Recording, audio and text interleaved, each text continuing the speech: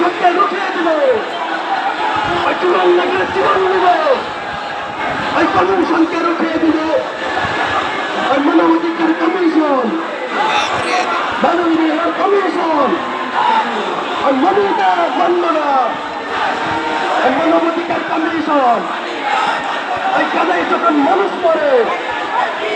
রক্ত লাগলে রক্ত দিব, ওই কমিশনকে রুখিয়ে দিব, জীবন লাগলে জীবন দিব, ওই কমিশনকে রুখিয়ে দিব, জীবন লাগলে জীবন দিব, ওই কাদায় যখন মানুষ পড়ে, ওই কাদায় যখন মানুষ পড়ে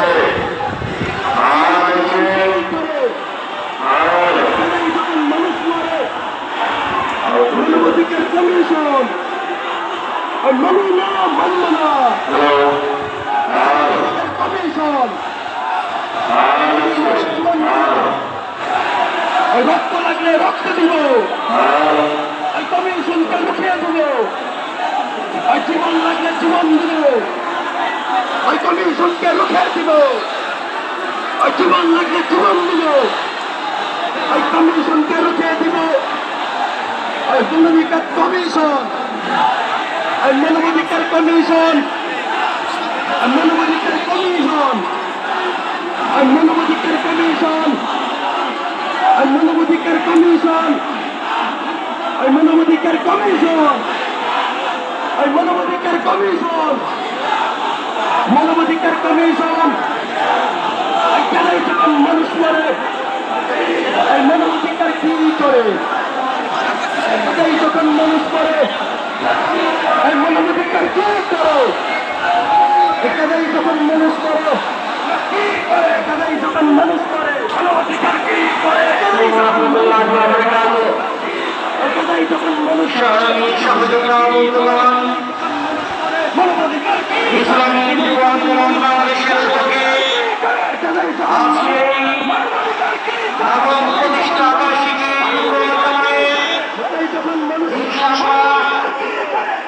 অল্প কিছুদিনের মধ্যেই আনুষ্ঠানিকভাবে শুরু হতে যাচ্ছে। তাই আমরা যারা এখন বিশ্বাসী আছি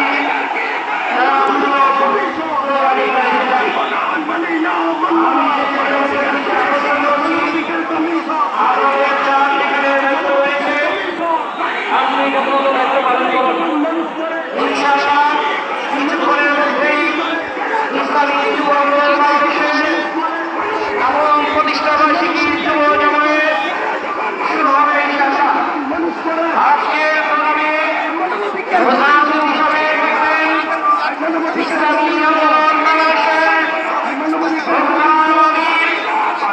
অন্দর ফারুক আলহাজ হযরত মাওলানা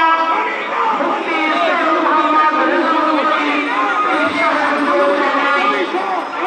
আজকের প্রোগ্রামে ইসলামী যুব আন্দোলন বাংলাদেশের আজকের এই